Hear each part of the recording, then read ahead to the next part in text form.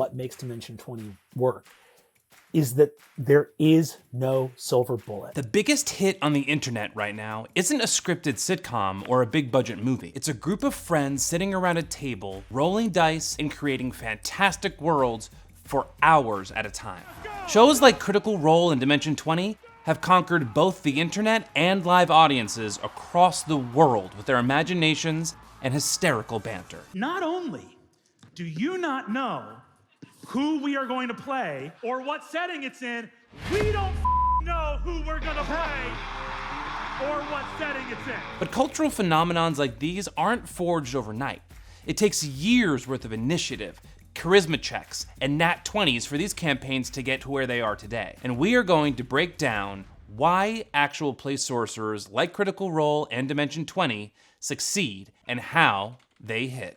Before we get into the magic of Critical Role and D20, it might help for us to first, very quickly, break down what actual play actually is. Actual play is the actual act of playing a game like Dungeons and Dragons. So these are a group of people that get around a table and they roll the dice and they make the checks, and this is like an extended campaign that these people will be playing for some time. There's a rule set, there's a game master, but what this is it's a collective world building that these people are doing together.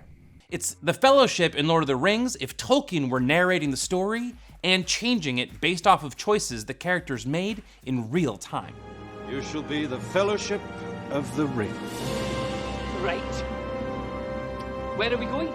We'll do a whole other video on how to build a great campaign, but for the sake of this video, we need to stick to what makes these epic shows so great. From the record-breaking success of Critical Role to the chaotic comedy of Dropout's Dimension 20, this historically geeky hobby has transformed into a massive industry. But it's not just about the dragons, and definitely not about the dungeons. It's about a unique kind of storytelling we've been starved for. Why does watching people play an hours-long game hit so hard in 2026? Actual play didn't just appear out of a bag of holding. Its DNA is a direct evolution of the Let's Play movement. In the late 2000s, pioneers like Slow Beef and Rad Brad proved that watching someone play a video game could be as entertaining as playing it yourself. But the bridge from digital to tabletop was built by Penny Arcade. In 2008, their Acquisitions Incorporated podcast proved that gaming audiences would sit for hours to watch people roll dice and do silly voices. Then came Geek and Sundry. In 2012, Will Wheaton's tabletop showed that high-quality editing and charismatic players could turn a board game into a spectacular sport. This paved the way for a group of voice actors to take what had historically been a private game amongst friends public in 2015, launching what we now know as Critical Role, the show that truly broke the mold and brought in massive audiences like never before. Hello everyone, my name is Matthew Mercer, voice actor and dungeon master for Critical Role on Geek and Sundry, where I take a bunch of other voice actors and run them through a fantastical fantasy adventure through the world of Dungeons and Dragons. My market research document for Dimension 20 was like, here is what is happening in the actual play genre, and here are the shows who are doing it perfectly. Here are the shows that are doing it as well as it can be done, and Critical Role was at the very, very top of that list. Then, 2018 brought us Dimension 20's flagship series, Fantasy High. Welcome to Fantasy High! But again, that massive audience didn't just appear overnight. It wasn't until 2019 that actual play got its first major level up. Critical Role was made up of seasoned voice actors and writers. They wanted to turn their regular RPG into an animated show, so they set up a Kickstarter to raise $750,000 for a show they were calling Vox Machina. Within an hour, they'd already raised over $1 million and ended up raising $11.3 million by the campaign's end. This is one of the first indications that RPGs and actual play shows might have a bigger audience than anyone realized. We clearly didn't expect any of that fast. Not like that. And that was in the before times, because then arrived the big bad that no one saw coming, COVID. What ended up being one of the worst times in recent history became possibly the ingredient that actual play needed to truly break out. The reason? We all needed connection, and finally had the time to find it. We were all stuck at home, starved for any semblance of getting to hang out with our friends, or just a group of people that we enjoy being around. With the world on fire, we were all looking for any sense of escapism wherever we could find it. So we began to look outward the only way we safely could: the internet. With that, we saw apps like Twitch and YouTube explode with live streams. People were finding community in things that they could simultaneously watch and interact with people. I, myself, had a live-streamed art game show where I became close with people I still have not met in person to this day. It was a real opportunity for us to be like, hey, it's not great right now, but for 1 hour a week, I guess, I could sit down, listen to these performers do this campaign and make me smile for a little bit and make me feel like I belong to something for a little bit. So with shows like Critical Role and Dimension 20, you had people creating a world that wasn't the isolated world that we were living in at the time. It was a world of magic, camaraderie, and possibility that you could safely escape to. It was a group mind experience. Miss you guys so much. So whether it was a natural 20 where everyone loses their mind, or a critical fail where your party has to pick you up, the audience was able to feel that camaraderie. And for a lot of people, myself included, it kept me sane and remembering that there was not only good in this world, but strength in going through it with a group of people, with a squad, with a fellowship. You hear from entertainment in a lot of ways how competitive it is and builds this atmosphere, this idea of you succeed at the detriment of others. You know, climb the ladder and pull it up behind you, sort of a vibe. And I think a lot of that stems from just the old school industry and how it's functioned for so long. Now with companies like ours, with Dropout, people that have utilized community and the internet to find support bases that aren't relying on those classic structures, that idea of succeeding at the cost of others is completely irrelevant and unnecessary. Following in the footsteps of Dimension 20 and Critical Role, actual play shows have exploded in the last 5 years. Like you've got the Theater of the Mind masters like Not Another D&D Podcast or NADPod, who skip the expensive sets and miniatures for pure character engagement.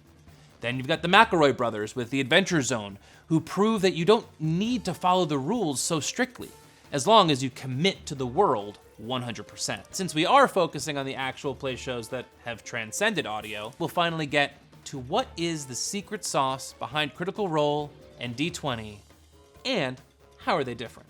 Critical Role does such a beautiful job of making sure that this world is dead serious. There are moments of levity and moments of lightheartedness, but the big bad in those campaigns is constantly draped on the shoulders of all their characters. Their checkered past, everything that goes into their character creation, that is chiseled into the stone of what they're writing. Dimension 20 is using this platform to explore fun. I think that's the main way to put it. You see Zach Oyama, you see Murph, you see Emily at the table, and you're just waiting for whatever crazy thing they are going to come up with, and how Brennan is going to roll his eyes, but ultimately be like, of course we can do that.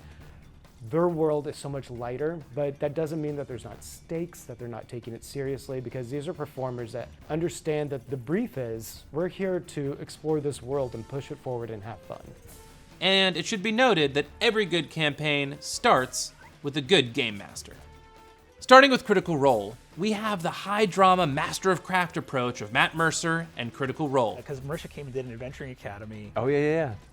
She came to set the week that that YouTube or Reddit or wherever had coined the term the Mercer effect. I'll tell you what, the Mercer effect is me and all my friends having a f***ing job. That's the Mercer effect. And it remains true. Since the Critical Role crew are mostly voice actors and writers with their own animated Amazon show Vox Machina, you know that it is so technically good and tight that the story is going to be amazing. Then you have Dimension 20, a hilarious band of chaotic improvisers who are prioritizing the joys of improv and comedy over all else. And not that Critical Role doesn't have that too, but D20 truly feels like a group of your most hilarious friends going on a crazy adventure and just messing with each other along the way. Brennan will almost always respond to anything at the table with, holy shit, that's awesome. Oh, sick, it's got bugs on it. There's a little sort of... Oh, God, I didn't even... I should have noticed. Thanks for the bugs, mister. Yeah. Like, you should repeat that in your head as a DM or a GM. Just, holy shit, that is a great idea. I would have never thought of that. I obviously haven't planned for that, but what my mental calculus allows me to do is instantly incorporate that into the world. Roll this check. Let's see if this works. If that kills something that I had 6 pages on, so be it. Burn it. That decision was awesome. Move forward. He's a master at it. So let me say the answer to your question of what makes Dimension 20 work is that there is no silver bullet. It is a massive team effort. Our incredible cast of brilliant comedians, each of whom in any given episode makes 1,000 brilliant decisions. Our incredible crew and the staff at Dropout, who piece by piece, moment by moment, make the right call with an artist on an illustration, make the right call as an editor with a cut to a certain camera. It is a victory in aggregate of like more than 100 brilliant people. And it is so anathema, I think, to certain parts of our culture that are like, what's the unique vision? What's the brilliant insight? What's the thing you saw at the horse race track that nobody else saw? It's ingrained in us to want that. And that is BS. It's malarkey. Everything good in life comes from usually 1,000 or 1,000,000 invisible contributions of people providing care and thoughtfulness. And I think that is very true of Dimension 20. Dimension 20, if it has a secret sauce, it's that we work with lots of great people who try really hard. Critical Role and D20 not only break the internet every time they have a new campaign, but their shows sell out arenas around the world. Why is that? What keeps us all coming back to watch people we aren't personally friends with sit around a table playing tabletop games? It's because at a time where we are inundated with content that shortens our attention spans and floods us with AI slop, actual play fights against that digital isolation we all experience on our phones every day.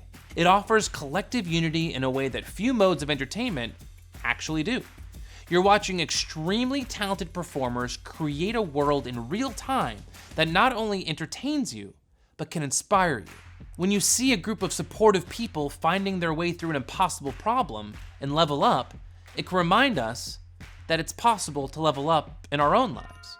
In D&D, you'll attack something and you're gonna take hits, you're gonna get beaten up, and you're gonna get close to the brink, but like you understand that you have a party, you have a group of people that are there, they're gonna pick you up when you get hit, that are gonna heal those hit points, and you're all gonna level up together.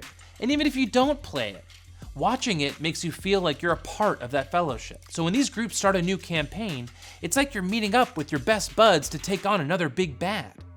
It's a beautiful allegory for our lives. Part of it is, like many things, comes with experience, and sometimes you have to fail to learn better. Yeah. You know, if you have a few rough first sessions, so did I. Many. Actual play reminds us that play is possible, even when life feels insurmountable. It reminds us that we have a clan in real life, clerics and healers who will pick us up when we take hits. Gotcha. And as long as we keep following the fun, the world will take care of itself. So if you want to know what makes a true hit, like and subscribe for more deep dives. In the meantime, why don't you let us know what your favorite campaigns are in the comments. Until next time, we'll see ya on How It Hits.